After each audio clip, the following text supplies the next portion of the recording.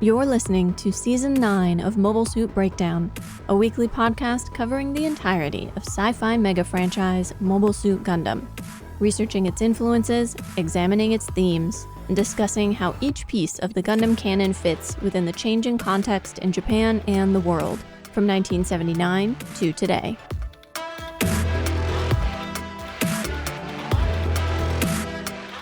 This is episode 9.7, Demons, Harbingers, Protectors, and we are your hosts.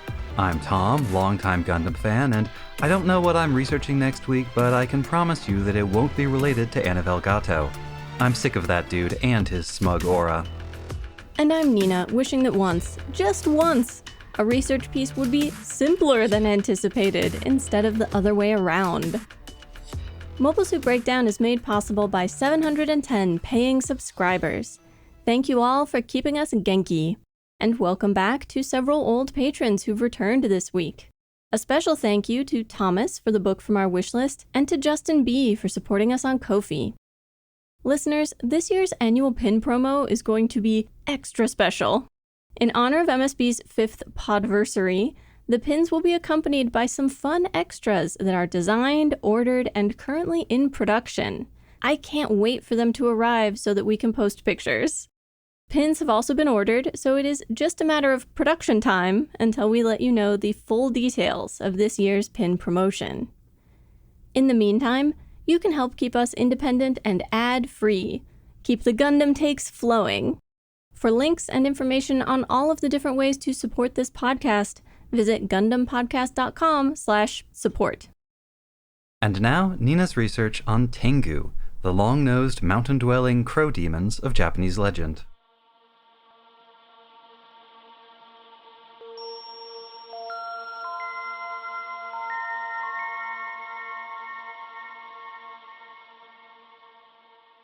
Yokai is a blanket term for the demons, shapeshifters, and weird phenomena of Japanese folklore, myth, and legend. Among these, one of the most famous types is the Tengu. In his Handbook of Japanese Mythology, Michael Ashkenazi describes them as forest goblins. Another source terms them minor deities. In some of the earliest written references to them, the Tengu are formless spirits dwelling in the mountains and wild places, but over time, a physical description emerges. In the Tale of the Heike, Tengu are described as, quote, men but not men, bird but not bird, dog but not dog. They possess the head of a canine, a pair of wings, and are capable of both flight and walking. They are more monstrous bird than anything else, and even when they transform into a human, they retain many bird characteristics, such as their wings. A few sources go even further and specify the type of bird, a kite, a kind of bird of prey related to eagles, hawks, and buzzards.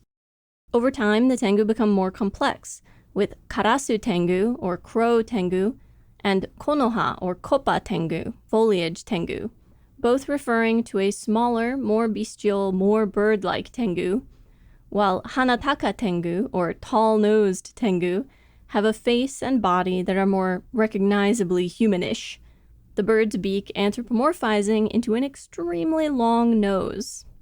Their faces are bright red, and they are described and depicted as having glittering, even golden eyes. Masks of this type of Tengu are very common.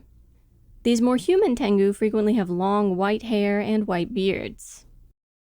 Their description bears some resemblance to that of the enormously tall, bushy-bearded, long-nosed, and ruddy-faced Shinto deity Sarutahiko Okami. The Nihon Shoki describes his nose as 7 hand spans in length. He is the leader of the earthly kami, a patron of the martial arts and symbol of purification, strength, and guidance. In Ise, he was also worshipped as a sun god before Amaterasu. Descriptions of Tengu may also have drawn from a more ancient Shinto bird demon, and several sources posit that Tengu are a localized version of the Garuda from Indian Buddhism and Hinduism. One source gives the earliest written record of a Tengu sighting as 637 CE, when a comet appeared that moved across the sky from east to west with a, quote, sound like thunder. In Chinese mythology, such comets are canine monsters that move across the heavens with a noise like thunder and bring war wherever they fall. Their name means heavenly dog, and it is the likely origin for the Tengu name in Japanese, which uses the same characters. A different source mentions the same occurrence, but points out that the record of it in the Nihon Shoki was not written until 720 CE. Yet another ancient historical text, the Kujiki, gives the Tengu godly origins. In it, the female deity Amanozako, a monstrous raging creature born from the god Susanoo's spat-out ferocity, is described as having many of the same characteristics as Tengu, and her name is written with the characters for Tengu and for God, though it's worth mentioning that this way of writing Amanozako's name is not consistent across copies of the Kojiki, and the dates and authenticity of the relevant copy are disputed. Likely as not, all of these origins had some influence. Over time, the specifics of how Tengu are characterized and depicted have changed a lot, and what I thought would be a simple explanation of the characteristics and habits of a mythical creature instead has turned out to be a fascinating look at religion and politics in Japanese society through the centuries. In personality, Tengu have ranged from wicked and malicious enemies of Buddhism to amoral tricksters and mischief makers, to chaos agents and harbingers of war, to stern but benevolent sources of esoteric wisdom who reward good and punish evil. Their long noses are a symbol of their own pride, and they are quick to anger and to punish disrespect. Yet they also take immense pleasure in taking arrogant humans down a peg, defeating swordsmen who take advantage of others, or confounding Zen Buddhist priests with riddles of their own. In some later tales, Tengu are drawn to excessive pride. It actually attracts them to a person. As enemies of Buddhism, they tempt humans away from the path of good, light temples on fire, terrorize priests. As sources of wisdom, they reward worthy humans who show sufficient humility with things like stamina, swordsmanship, magical amulets or spells, and knowledge of the mountains. That is one constant. Tengu are, and seem to have always been, residents and guardians of the mountains and the deep woods, the wild places. They like to confuse and play tricks on humans who enter their territory, and are often given credit for the kinds of strange occurrences that make people uneasy in the woods. Loud sounds and echoes, sudden gusts of wind, unexplained rock falls, swaying or rustling branches when there's no breeze, and so on. The sounds of music or drumming in places where there are no people. There's even one phenomenon called Tengu warai, or Tengu laughter, which is the sound of laughter with no identifiable origin and, quote, if one tries laughing back, it would laugh even louder than before. In Japan, mountains have both holy and spooky connotations, associated with great good powers, but also with ghosts, spirits, and malevolent forces. Therefore, Tengu inhabit a realm both earthly and spiritual. They live in close proximity to gods, spirits, and humans, and to the divine power of the mountain, as in Shinto, many mountains are kami in and of themselves. Mossy or sandy thickets are considered Tengu nesting grounds, and the Tengu are closely associated with pines and cryptomerias, a conifer commonly referred to as Japanese cedar or Japanese redwood, which is frequently planted on shrine and temple grounds. Tengu live in large groups, or should I say flocks, and each group has a single leader. In terms of powers and abilities, Tengu are capable of possessing humans, and do so to make them act strangely or worry their neighbors. They can fly, shapeshift, and turn invisible. They are knowledgeable about herbs and medicines, and can cast spells and tell the future. Sometimes Tengu are depicted with a magical feather fan, which can, depending on the tone of the story, grow or shrink a person's nose, or summon and control winds. There are numerous stories in both the oral and literary tradition in which priests and children are kidnapped by Tengu. They are eventually returned home, but are always different somehow. In some stories, the kidnapped person is returned so mentally or physically ill that they cannot recount what happened to them. In others, they are fine, but have only vague or partial memories of what happened. In some, the kidnapped becomes a kind of disciple and is given all kinds of secret knowledge. There are more nefarious stories of disappearances and kidnappings, including women kidnapped by towering, hair-covered mountain men and forced to live with them as their wives. but these seem to be distinct creatures.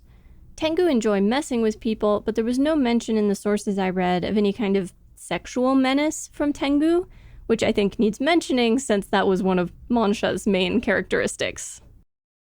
The Tengu are also, and this is another point that will be important later, legendarily skilled martial artists. They are renowned for their skill with the sword and the war fan, their grasp of tactics, and their expert sword making. In a much more contemporary connection than I expected to find, the founder of Aikido, Ueshiba Morihei, is supposed to have been taught the secrets of Aikido by a Tengu. There is a close association between Tengu and the Shugendo religion, a syncretic, esoteric Buddhist sect. Syncretic being a fancy but useful word to describe when different philosophical, religious, or cultural principles and practices mix and combine with each other. Out of the coexistence of Shinto and Buddhism, a philosophical religious system referred to as Ryobu Shinto emerged, with the core idea being that Shinto kami and Buddhist deities were the same entities. One specific religious movement within Ryobu Shinto is Shugendo. Confusingly, a couple of sources say that Shugendo emerged in the early part of Japan's Middle Ages, the 12th or 13th centuries, while another says it was in the Nara period, the 8th century. This earlier origin has Shugendo coming out of Buddhist temples on and around Mount Koya, which sent their priests to preach Buddhism all over Japan. But in any event, Shugendo has a very distinct image in the popular imagination of Japan, in the present day and historically. And this image is a more or less accurate reflection of what Shugendo practitioners were like for hundreds of years. They engaged in ascetic practices drawn from both Shinto and Buddhism, things like long periods of fasting and celibacy, bathing under waterfalls. They worshipped mountains and made frequent pilgrimages to mountaintops. And many shugensha, that is, Shugendo practitioners, were wandering priests. Their position outside of normal society, traveling and spending most of their time in the wilderness, means that they are often lumped together with gyoja, ascetics, yamabushi, mountain monks, and bhikkhuni, wandering nuns. From the perspective of people living in remote towns and villages, Shugensha would appear out of the wilderness, perform some spells for the locals, and disappear again, in a manner similar to marebito, visiting deities common in Japanese mythology. Like other wanderer figures, such as players and puppeteers, they represented some isolated communities' only source of news from the outside world, as well as a source of new ideas, new stories, and religious education. In the communities they visited, Shugensha organized prayer meetings, exorcisms, and pilgrimages, sold charms and medicines, told fortunes, and engaged in sex work. Though Shugensha were men, there were also wandering nuns who were mendicants, medicine women, diviners, and there were female goblins, similar to Tengu, based on them. Shugendo was banned or suppressed at various points off and on, but has endured to the present day. Tengu, like Shugensha and Yamabushi, were seen as fierce and wild, obeying their own leaders but no one else, and living largely outside of society. Once the association between Tengu and these wild monks was established, artistic depictions of Tengu frequently showed them in the Yamabushi's distinctive clothing, the black box-shaped tokin hat, yuigesa harness or sash adorned with pom-poms, and a metal staff adorned with rings called a shakujo. Sometimes they wear what are called Tengu geta, tall wooden sandals with a single tooth on the bottom, meant for use in mountain terrain. In the Heian period story collection, the Konjaku Monogatari Shu, Tengu are described as, quote, troublesome opponents of Buddhism who mislead the pious with false images of the Buddha, carry off monks and drop them in remote places, possess women in an attempt to seduce holy men, rob temples, and endow those who worship them with unholy power. They often disguise themselves as priests or nuns, but their true form seems to be that of a kite. From this period onward, Tengu were considered to rise from the ghosts of the sinfully arrogant, vain, or proud. And even today, Tengu ni naru, or to become a Tengu, is an idiom for a conceited person. Like in English, we might say someone who's got a swollen head. These depictions and the fear of the priest in disguise leading good people astray speaks to fear over the Shugensha's lack of orthodoxy, their deviations from the Buddhism practiced in the capital. This hard line softens with time.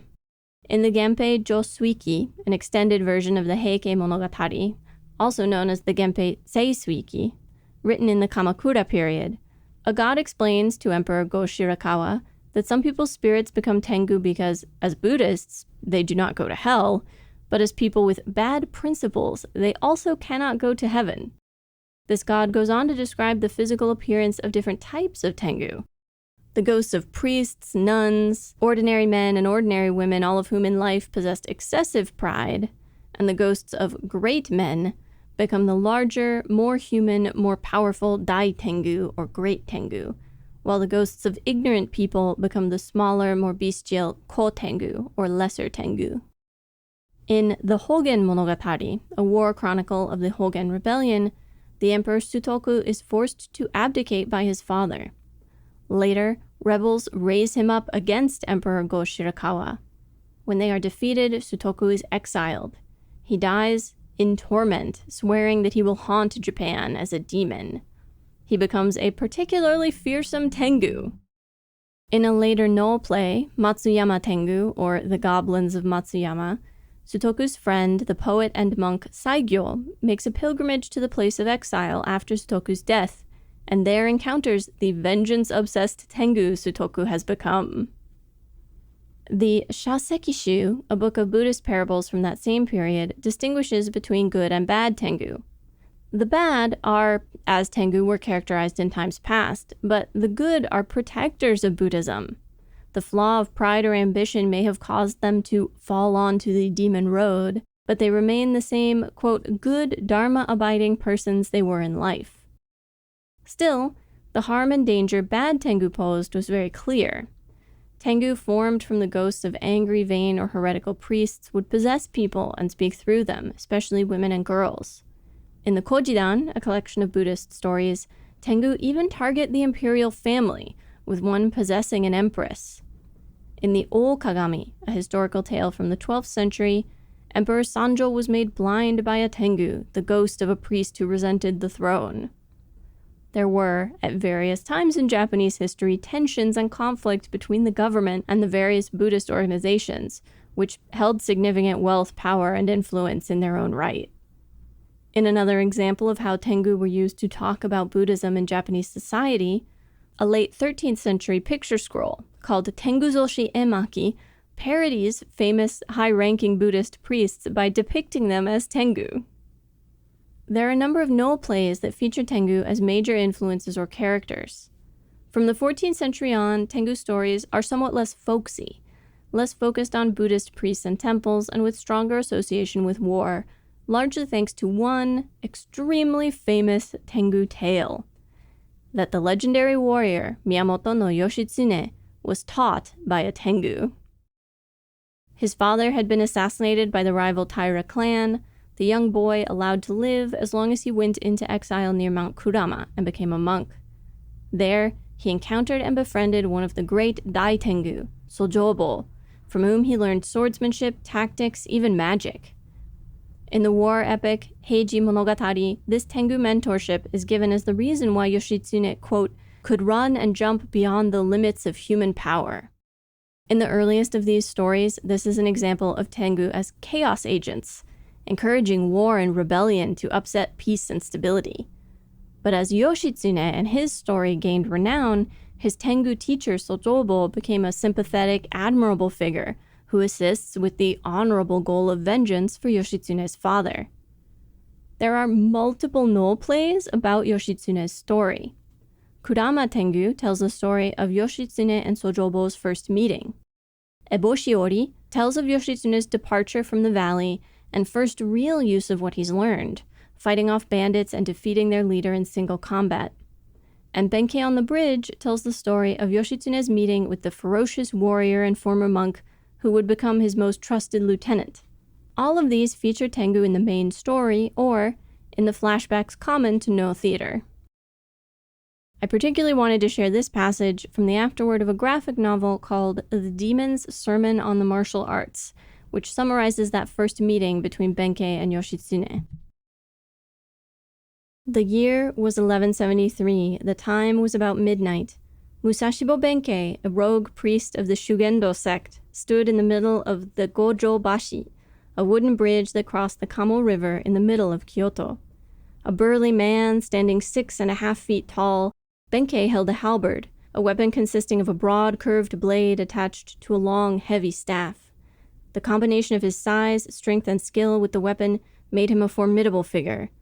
Benkei had made a vow to defeat 1,000 armed men and take their swords, and as of this night, he had collected 999. Thus, he was anxious to fulfill his vow within the hour.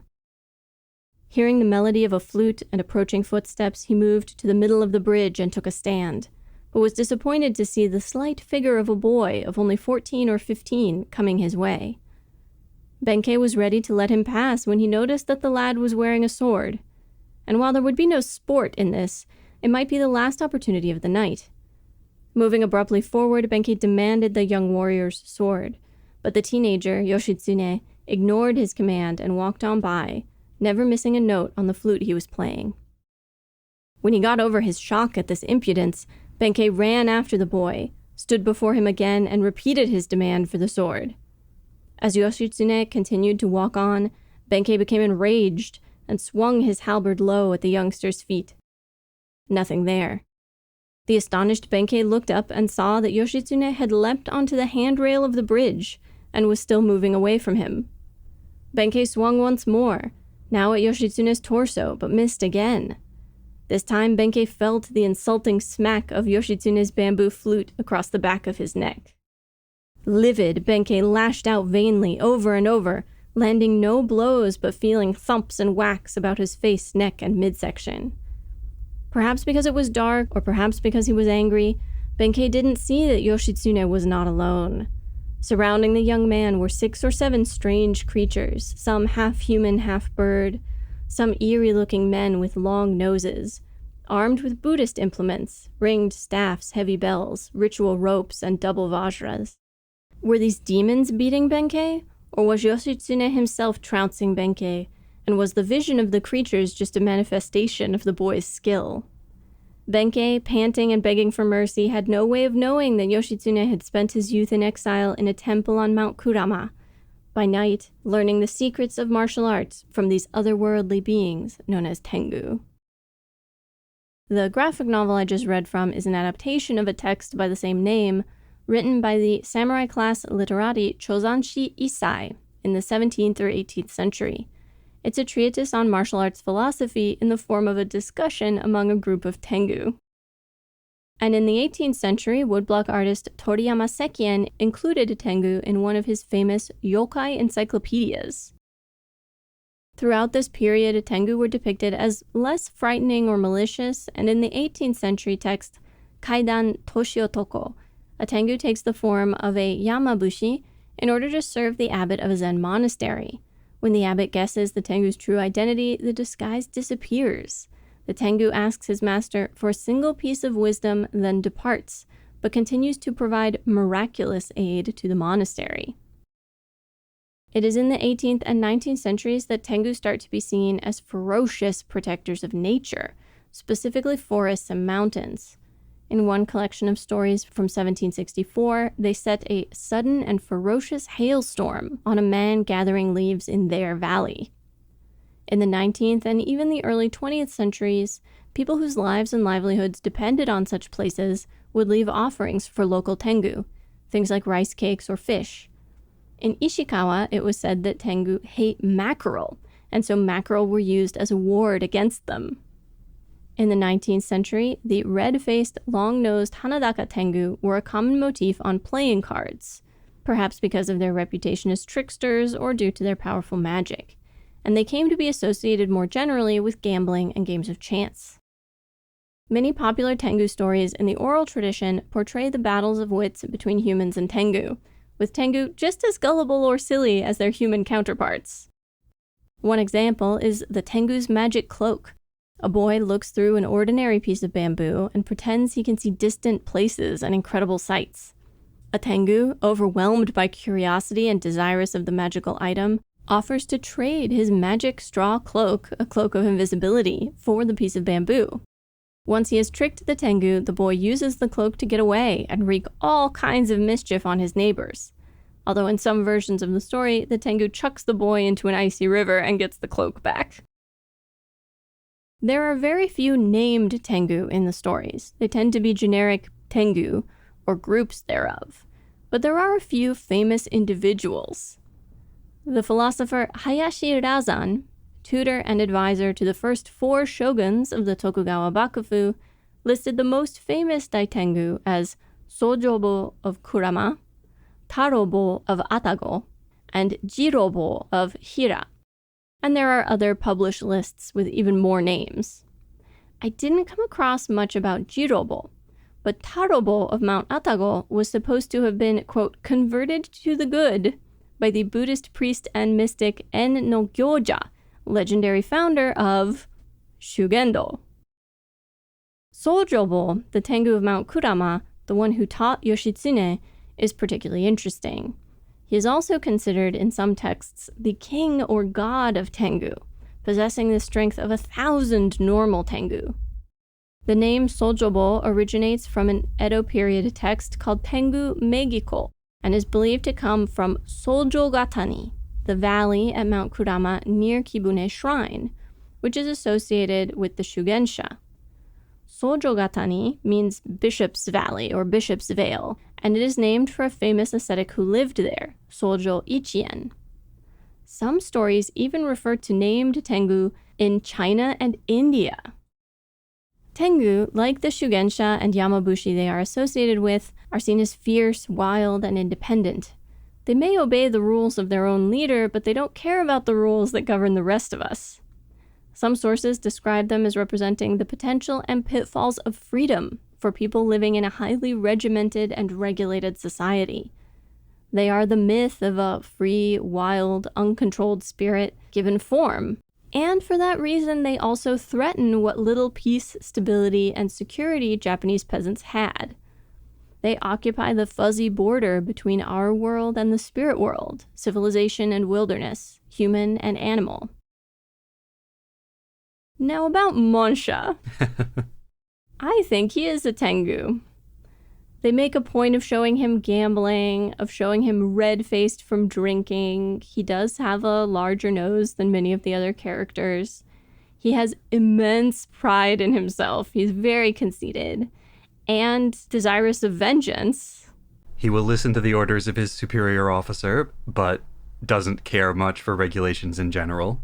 And there's an insularity to the group that he actually respects and is willing to follow the rules of, right? Like, this little group of comrades that he lived and fought with previously is his flock of Tengu, and he really doesn't care about anyone else. And one of the first things he does is this training match with Ko, and his role, while he does harass Ko, is to push the young man to become a better fighter. That was one of the other things about it, that he does kind of have this role as mentor. It's mostly late in the story, and it's more with Keith, and he's certainly not kind about it, but he does help train Keith up and prepare him for what they are about to go through. While also sort of tempting both of them. He's the one who's always pushing them to break the rules, to take advantage of their freedom. And from the first moment he steps off the plane and joins the rest of them, he behaves with great personal freedom and is a constant threat to the peace and order of their ship, their base, wherever they are. And he's, again, like the Tengu, he's not necessarily smarter or wiser than a person, just more powerful. He's also given to practical jokes, including some particularly dangerous ones.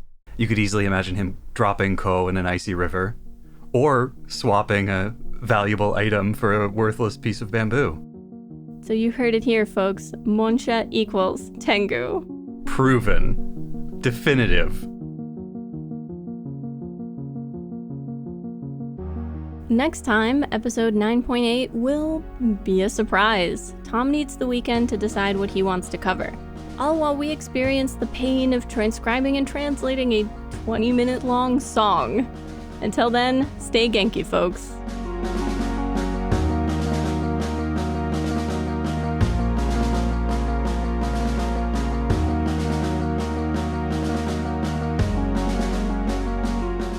Mobile Suit Breakdown is written, recorded, and produced by us, Tom and Nina, in scenic New York City, within the ancestral and unceded land of the Lenape people, and made possible by listeners like you. The opening track is Wasp by Misha Dioxin. The closing music is Long Way Home by Spinning Ratio. You can find links to the sources for our research, the music used in the episode, additional information about the Lenape people, and more in the show notes and on our website, GundamPodcast.com. You can get in touch with us on Twitter or Instagram at Gundam Podcast, or by email to hosts@GundamPodcast.com. And thank you for listening.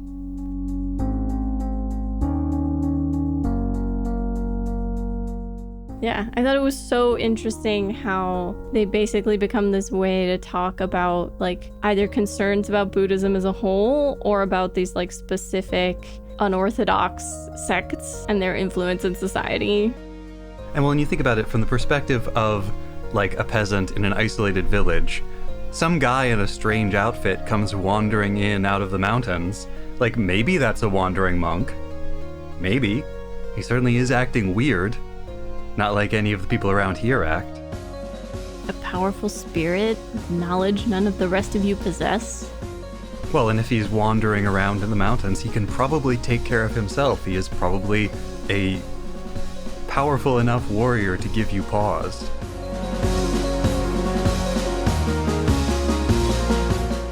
Once the association between Tengu and these... That is a low-flying plane. Yeah.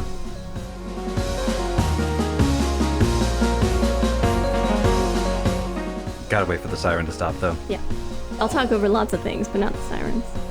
The Tengu of New York make a siren kind of noise in the wilderness.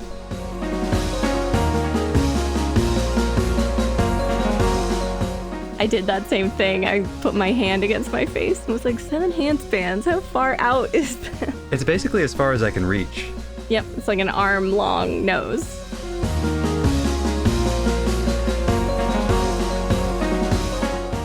I heard whistling just now. Did you hear that? I thought I heard, like, laughter with no discernible source.